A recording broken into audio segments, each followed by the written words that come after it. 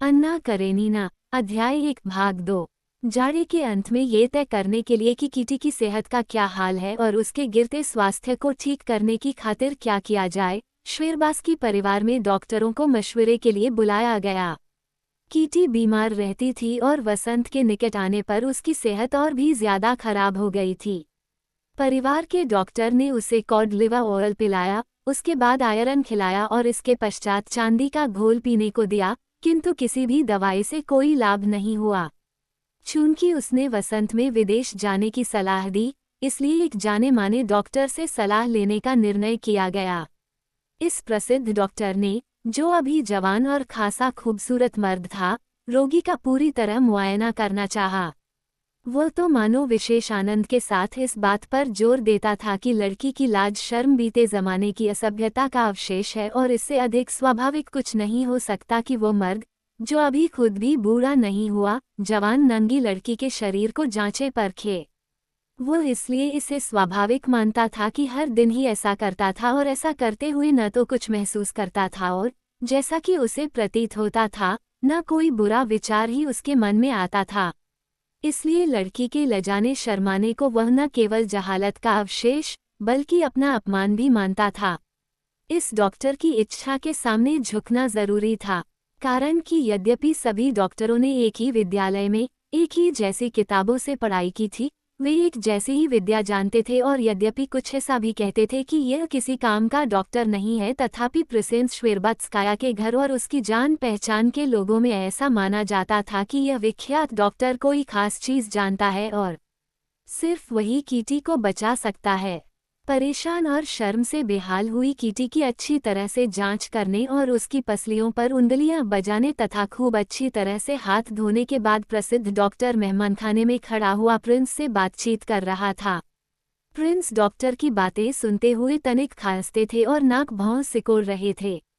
वे काफी जिंदगी देख चुके थे, खासे समझदार और स्वस्थ व्यक्ति थे, चिकित्साशास्त्र में विश्वास नहीं करते थे और मन ही मन इस सारे तमाशे पर झल्ला रहे थे।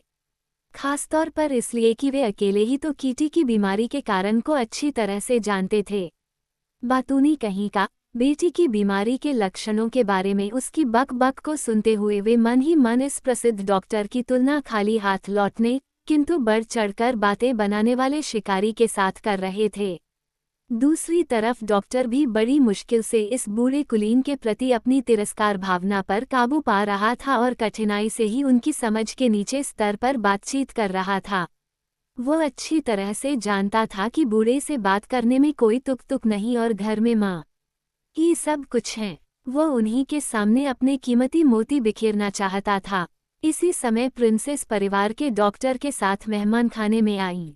प्रिंस इस बात को छिपाने की कोशिश करते हुए कि उन्हें ये सारा तमाशा कितना हास्यास्पद लग रहा है, परे हट गए।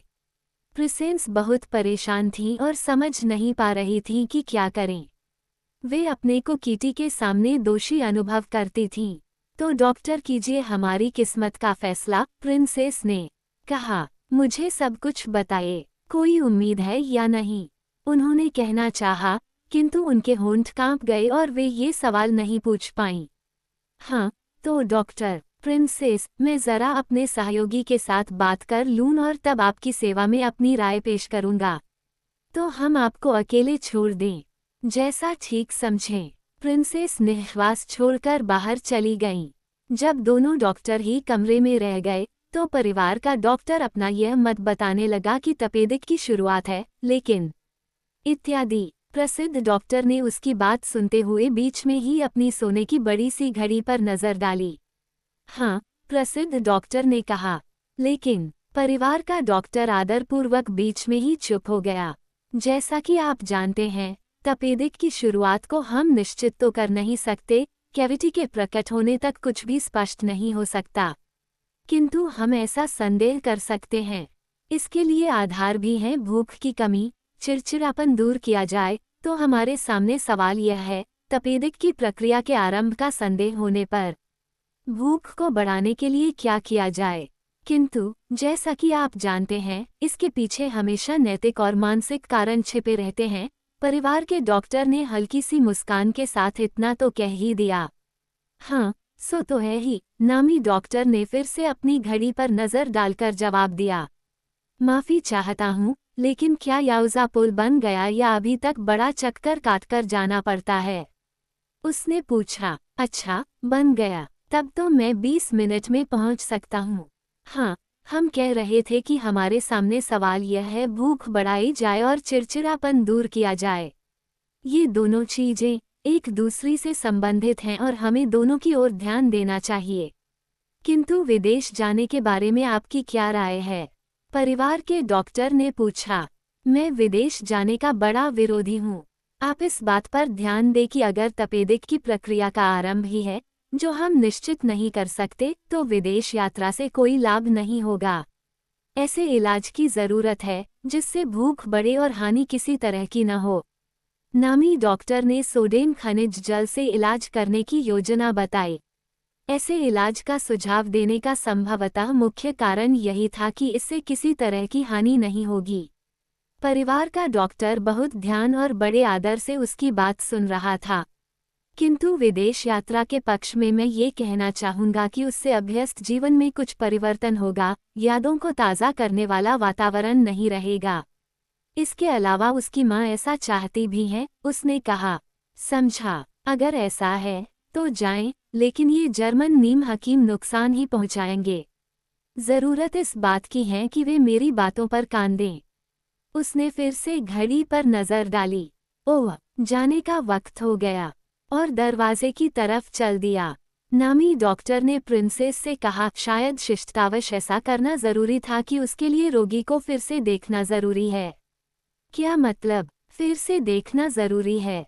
प्रिंसेस घबराकर चिल्लाईं। नहीं नहीं, मेरा मतलब यह है कि कुछ तफसीलें जानना जरूरी है। कृपया पधारिए। और माँ डॉक्टर को मेहमान खाने में कीटी के पास ले चली। दुबलाए और दहकते गालों तथा आंखों में उस शर्म के कारण जो उसे सहन करनी पड़ी थी, विशेष प्रकार की चमक लिए कीटी कमरे के मध्य में खड़ी थी। डॉक्टर के कमरे में दाखिल होने पर वह बिल्कुल लाल हो गई और उसकी आंखें छलछला आईं। उसे अपनी सारी बीमारी और उसका इलाज एक बेवकूफ़ी, यहाँ तक कि हास्यास्पद भी लग रहा था। उसे अपना इलाज टूटे हुए फूलदान के टुकड़ों को जोड़ने के समान बेहुदा प्रतीत हो रहा था। उसके दिल के टुकड़े हो गए थे। तो क्या वे दवाई की गोलियों और पाउडरों से उसका इलाज करना चाहते हैं? लेकिन वह माँ के दिल को ठेस नहीं लगा सकती थी, खास तौर पर जबकि माँ अपने को दोषी अनुभव करती थी। प्रिंसेस, जरा बैठ जाने की कृपा करें, नामी डॉक्टर ने कहा। डॉक्टर मुस्कुराता हुआ उसके सामने बैठ गया। उसने नब्ज हाथ में ले ली और फिर से ऊब भरे सवाल पूछने लगा। कीटी ने उत्तर दिए और अचानक नाराज होकर खड़ी हो गई। क्षमा चाहती हूँ डॉक्टर, किंतु इस सब से कोई लाभ नहीं होगा। आप मुझसे वही बात तीसरी बार पूछ रहे हैं। नामी डॉक्टर ने बुरा नहीं माना। ये चिड़चिड़ापन बीमारी के कारण है। कीटी के बाहर चली जाने पर उसने माँ से कहा। वैसे मैं अपना काम पूरा कर चुका हूँ। डॉक्टर ने एक असाधारण सूझबूझ वाली नारी के रूप में माँ के सामने बेटी की हालत को वैज्ञानिक ढंग से स्पष्ट किया और अंत में ये बताया कि कैसे वह खनिज जल पिया जाए, जिसे पीने की कोई आवश्यकता नहीं थी। ये पूछे जाने पर कि विदेश जाएं या नहीं, डॉक्टर ऐसे गहरी सोच डूब गया मानो कोई मुश्किल सवाल हल कर रहा हो। आखिर उसने अपना यह फैसला सुनाया जाए, किंतु नीम हकीमों पर विश्वास न करें और हर बात के लिए उसकी सलाह लें। डॉक्टर के जाने के बाद मानो खुशी सी छा गई। बेटी के पास लौटने पर माँ खुश खुश सी दिखाई दी और बेटी ने भी यह ढूंढ किया कि वह अच्छे मूड में है। कीटी को अक्सर, लगभग हर समय ही अब ढूंढ करना पड़ता था। सच कहती हूँ कि मैं भली चंगी हूँ मामन, किंतु यदि आप चाहती हैं तो हम विदेश चल सकती हैं, कीटी ने कहा और ये दिखाने की कोशिश करते हुए कि निकट भविष्य में होने वाली यात्रा में उसकी दिलचस्पी है, उसकी तैयारी की चर्चा करने लगी। अन्ना करेनीना, अध्याय 2 भाग 2। डॉक्टर के जाने के फौरन बाद डॉली आ गई। उसे मालूम था कि इस दिन डॉक्टरों से सलाह मशवरा किया जाएगा और इस चीज के बावजूद कि उसने कुछ ही दिन पहले प्रसूति से मुक्ति पाई थी, जाड़े के अंत में उसने एक और बेटी को जन्म दिया था, और इस बात की भी परवाह न करते हुए कि खुद उसे भी कुछ कम परेशानियां और चिंताएं नहीं थीं, वह अपनी दूध पीती बच्ची और दूसरी बीमार बालिका को छोड़कर किटी के भाग्य निर्णय के बारे में जानने का, जो आज तय हो रहा था, यहाँ आई थी। तो क्या कहा डॉक्टरों ने? उसने टोपी उतारे बिना ही मेहमानखाने में दाखिल होते हुए पूछा। आप सभी खुश नजर आ रहे हैं। सब कुछ ठीक ठाक है न? नामी डॉक्टर ने जो कुछ कहा था, उन्होंने उसे वह बताने की कोशिश की। किंतु यद्यपि डॉक्टर बहुत सुंदर ढंग से और देर तक अपनी बात कहता रहा था, वे किसी तरह भी डॉली को यह न बता सकी कि उसने क्या कहा था। दिलचस्प बात सिर्फ इतनी ही थी कि विदेश जाने का निर्णय कर लिया गया था। डॉली ने अनचाहे ही गहरी सांस ली। उसकी सबसे अच्छी मित्र, उसकी बहन विदेश जा रही थी, और डॉली का अपना जीवन सुखी नहीं था। सुलह के बाद ओब्लोंस्की के साथ उसके संबंध अपमानजनक हो गए थे। अन्ना ने जो संधि करवाई थी, वह बहुत पक्की साबित नहीं हुई और पारिवारिक मेल मिलाप में उसी जगह फिर से दरार पड़ गई थी। खास बात तो नहीं हुई थी, किंतु ओब्लोंस्की घर पर लगभग कभी नहीं रहता था, घर में पैसे भी लगभग कभी नहीं होते थे। पति की बेवफाई के संदेह डॉली को निरंतर यातना देते रहते थे और डॉली ईर्ष्या भाव की पीड़ा से डरती हुई इन संदेहों को अपने से दूर भगाती रहती थी।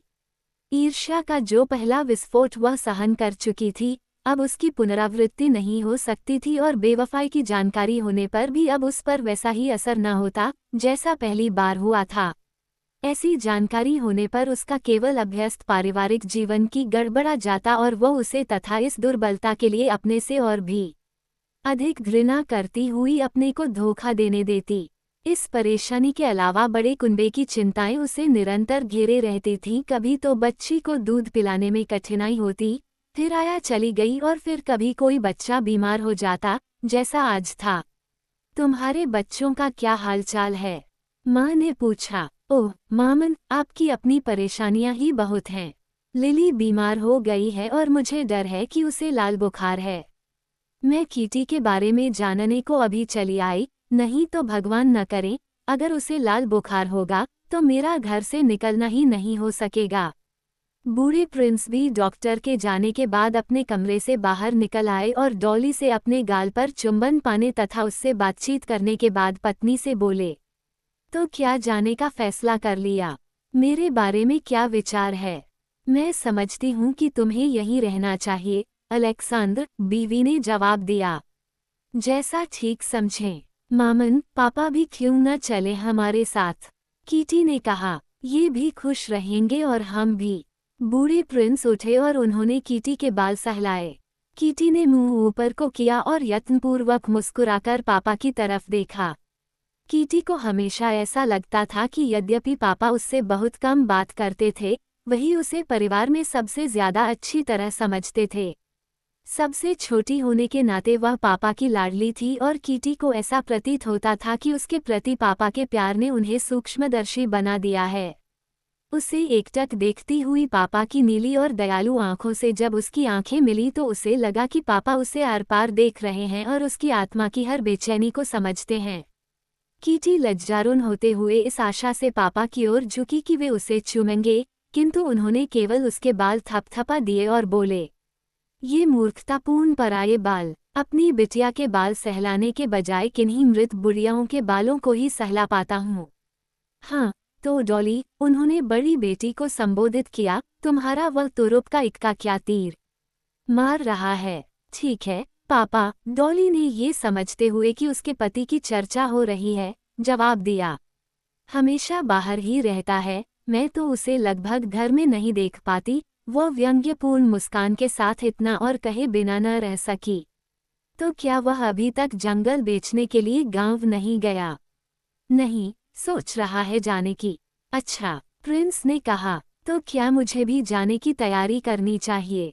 मैं हुक्म बजाने को तैयार हूँ, उन्होंने बैठते हुए अपनी बीवी से कहा। और कीटी, तुम ऐसा करो, वे छोटी बेटी से बोले, किसी एक शुभ दिन तुम आंख खोलते ही अपने आप से कहना, मैं बिल्कुल स्वस्थ और खूब मज़े में हूँ और फिर से पापा के साथ तड़के ही जाड़े पाले में सैर को जाया करूँगी।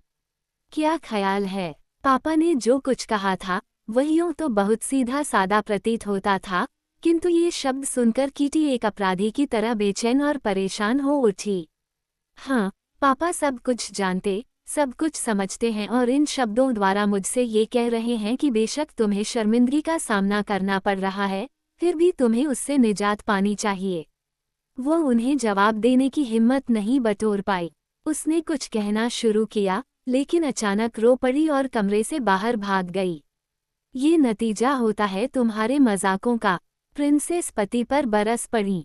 तुम हमेशा। उन्होंने पति को डांट पिलानी शुरू कर दी। प्रिंस देर तक पत्नी की डांट सुनते हुए चुप रहे, किंतु उनके तेवर चढ़ते चले गए। वो इतनी ज्यादा दुखी है, इतनी ज्यादा दुखी है, बेचारी। लेकिन तुम ये महसूस नहीं करते कि उसे असली वजह की तरफ जरा सा इशारा करने पर भी कितनी ठेस लगती है। आह, कितना धोखा खा जाते हैं हम लोगों के बारे में, प्रिंसेस ने कहा और उनका अंदाज बदलने से डॉली तथा प्रिंस समझ गए कि अब वे व्रोंस्की की चर्चा कर रही हैं। मेरी समझ में नहीं आता कि ऐसे दुष्ट और बुरे लोगों के खिलाफ कोई कानून कायदे क्यों नहीं हैं। आह, ये तुम क्या कह रही हो? प्रिंस ने दुखी होते और मानो बाहर जाने की इच्छा जाहिर करते हुए कहा, लेकिन वे दरवाजे के पास जाकर रुक गए। कानून तो हैं और अब अगर तुमने मुझे जबान खोलने को मजबूर कर ही दिया है, तो सुनो कि इस सब के लिए तुम और केवल तुम ही दोषी हो। ऐसे छेल छबीलों के विरुद्ध कानून सदा थे और हैं। हाँ, अगर वैसा न होता, जैसा कि नहीं होना चाहिए था, तो मैं, बूढ़ा होते हुए भी, उस शैतान को द्वंद्व युद्ध की चुनौती देता। और अब इसका इलाज करवाए, इन ढोंगी नीम हकीमों के फेर में पड़िए। प्रिंस संभवतः और भी बहुत कुछ कहना चाहते थे, किंतु प्रिंसेस ने जैसे ही उनका बात कहने का यह अंदाज देखा, वैसे ही, जैसे कि हमेशा सभी गंभीर मामलों में होता था, फौरन झुक गईं और पश्चाताप करने लगीं। अलेक्सांद्र, अलेक्सांद्र, पति की ओर बढ़ती हुई प्रिंसेस फुसफुसाईं और रो पड़ीं। पत्नी के रो पड़ते ही प्रिंस चुप हो गए। वे पत्नी के पास जाकर बोले, बस, बस करो। मैं जानता हूँ कि तुम्हारे मन पर भी भारी गुजर रही है। किया क्या जाए, कोई बड़ी मुसीबत नहीं है। भगवान दयालु हैं। खुद यह न समझते हुए कि वे क्या कह रहे हैं तथा हाथ पर पत्नी के आंसू भीगे चुंबन को अनुभव करके और धन्यवाद देकर वे कमरे से बाहर चले गए। कीटी जैसे ही आंखों में आंसू भरे हुए कमरे से निकली, डॉली ने स्वयं माँ और पारिवारिक जीवन की अभ्यस्त होने के नाते फौरन ये समझ लिया कि अब नारी के रूप में उसे कुछ करना चाहिए और उसने अपने को इसके लिए तैयार कर लिया। उसने अपनी टोपी उतार दी और मन ही मन मानो आस्तीनें चढ़ाकर मैदान में उतरने को तत्पर हो गई। माँ जब पिता पर बरस रही थी, तो उसने बेटी के नाते जहाँ तक उचित था, माँ को रोकने की कोशिश की। पिता के फट पड़ने पर वह खामोश रही। उसे माँ के लिए शर्म और पिता के प्रति उनकी उसी क्षण लौट आने वाली दयालुता के कारण प्यार की अनुभूति हो रही थी। किंतु पिता के बाहर चले जाने पर वह सबसे महत्वपूर्ण चीज यानी कीटी के पास जाकर उसे शांत करने की सोचने लगी। मामन, मैं बहुत दिनों से आपको एक बात कहना चाहती थी। आपको यह मालूम है या नहीं कि लेकिन जब आखिरी बार यहाँ था, तो वह कीटी से विवाह का प्रस्ताव करना चाहता था। उसने स्टीवा से यह कहा था। तो क्या हुआ? तुम्हारी बात मेरी समझ में नहीं आ रही। हो सकता है कि कीटी ने उसे इनकार कर दिया हो। उसने आपसे नहीं कहा? नहीं, उसने दोनों में से किसी के बारे में भी कुछ नहीं कहा। वह बड़ी गर्वीली है। लेकिन मैं जानती हूँ कि यह सब कुछ इसी बात के कारण है। हाँ, आप कल्पना करें कि अगर उसने लेविन को इनकार कर दिया है, किंतु वह उसे कभी इनकार न करती अगर वह दूसरा न होता। मैं जानती हूँ, और बाद में इसने उसे कैसे धोखा दिया। प्रिंसेस के लिए ये सोचना बड़ा भयानक था कि कीटी के सामने वे कितनी अधिक दोषी हैं और इसलिए वे झल्ला उठीं। ओह, मेरी समझ में अब कुछ नहीं आ रहा। आजकल सब अपनी ही अक्ल से जीना चाहते हैं और माँ को कुछ भी नहीं बताते। इसलिए बाद में यह। मामन, मैं उसके पास जाती हूँ। जाओ, मैं क्या तुम्हें मना कर रही हूँ? माँ ने जवाब दिया। अन्ना करेनीना, अध्याय 3 भाग 2। कीटी के सुंदर, गुलाबी रंग वाले और सेक्सोनी चीनी मिट्टी की गुड़ियाओं सहित छोटे कमरे में दाखिल होने पर, जो 2 महीने पहले की कीटी के समान की ताजगी, गुलाबीपन और प्रफुल्लता लिए हुए था, डॉली को ये याद हो आया कि पिछले साल कैसे दोनों बहनों ने मिलकर कितनी खुशी और प्यार से इस कमरे को सजाया संवारा था। उसने जब कीटी को दरवाजे के करीब नीची सी कुर्सी पर बैठे और कालीन के एक कोने पर निश्चल दृष्टि जमाए देखा तो उसका दिल बैठ गया। कीटी ने अपनी बहन की तरफ नजर उठाई और उसके चेहरे पर रुखाई, बल्कि कुछ कठोरता का भाव नहीं बदला। मैं अभी चली जाऊंगी, फिर घर से निकल नहीं सकूंगी और तुम मेरे पास आ नहीं सकोगी, डॉली ने कीटी के निकट बैठते हुए कहा। मैं तुम्हारे साथ कुछ बातचीत करना चाहती हूँ। किस बारे में? घबराकर सिर ऊंचा करते हुए कीटी ने झटपट पूछा। अगर तुम्हारे दुख के बारे में नहीं तो और किस बारे में? मुझे कोई दुख नहीं है। हटाओ कीटी, क्या तुम ये सोचती हो कि मुझसे ये सब छिपा रह सकता है? मैं सब कुछ जानती हूँ, और मुझ पर यकीन करो कि यह इतनी तुच्छ चीज है। हम सभी को इसका अनुभव हुआ है। कीटी खामोश रही और उसके चेहरे पर कठोरता का भाव बना रहा था। वो इसके लायक नहीं है कि तुम उसके लिए अपना मन दुखाओ, डॉली ने सीधे सीधे मतलब की बात कह दी। हाँ, क्योंकि उसने मेरी उपेक्षा कर दी है, कीटी कांपती आवाज में कह उठी। कुछ नहीं कहो, कृपया इस बारे में कुछ नहीं कहो। ऐसा तुमसे किसने कहा है? किसी ने भी ऐसा नहीं कहा। मुझे विश्वास है वो तुमसे प्यार करता था और अब भी करता है, किंतु ये सहानुभूति के प्रदर्शन ही सबसे ज्यादा भयानक होते हैं। कीटी अचानक गुस्से में आकर चिल्ला उठी। उसने कुर्सी पर घूमकर मुंह दूसरी ओर कर लिया, गुस्से से लाल हो गई और उंगलियों को जल्दी जल्दी हिलाते हुए कभी एक तो कभी दूसरे हाथ से पेटी के उस बकसुए को दबाने लगी जो वह हाथ में लिए थी। गुस्से में आने पर हाथों को ऐसे पकड़ने दबाने की कीटी की आदत से डॉली परिचित थी। उसे ये भी मालूम था कि क्रोध के ऐसे क्षणों में कीटी को भले बुरे का कुछ भी ध्यान नहीं रहता और वह बहुत सी अवांछित तथा कड़वी बातें भी कह सकती है। डॉली ने उसे शांत करना चाहा, किंतु देर हो चुकी थी। तुम क्या अनुभव करवाना चाहती हो मुझे? कीटी जल्दी जल्दी कह रही थी। यही कि मैं ऐसे आदमी को प्यार करती थी जिसने मेरी रत्ती भर परवाह नहीं की, और यह कि मैं उसके प्यार में मरी जा रही हूँ। और मुझसे ऐसा मेरी बहन कह रही है, जो यह समझती है कि वह मेरे प्रति सहानुभूति प्रकट कर रही है। मुझे नहीं चाहिए ऐसी सहानुभूति और ऐसा ढोंग। कीटी, ये तुम्हारी ज्यादती है। किस लिए तुम मुझे ये यातना दे रही हो? मैं तो उल्टे, मैं देख रही हूँ कि तुम दुखी हो। किंतु कीटी ने अपने गुस्से में उसकी बात नहीं सुनी। मेरे लिए दुखी होने और सांत्वना पाने का कोई कारण नहीं है। मैं इतनी गर्मीली हूँ कि कभी ऐसे आदमी को प्यार नहीं करूँगी जो मुझे प्यार नहीं करता। मैं तो ये कह ही नहीं रही हूँ। तुम एक बात मुझे सच सच बताओ। कीटी का हाथ अपने में लेकर डॉली बोली, मुझे बताओ, क्या लेविन ने तुमसे अपने इरादे का जिक्र किया था? लेविन की याद दिलाने पर तो कीटी मानो बिल्कुल आपे से बाहर हो गई। वो उछलकर कुर्सी से उठ खड़ी हुई, उसने बकसुआ जमीन पर दे मारा और हाथों को तेजी से हिलाते डुलाते हुए कह उठी। लेविन का यहाँ क्या सवाल पैदा होता है? समझ में नहीं आता कि तुम किस लिए मुझे सताना चाहती हो।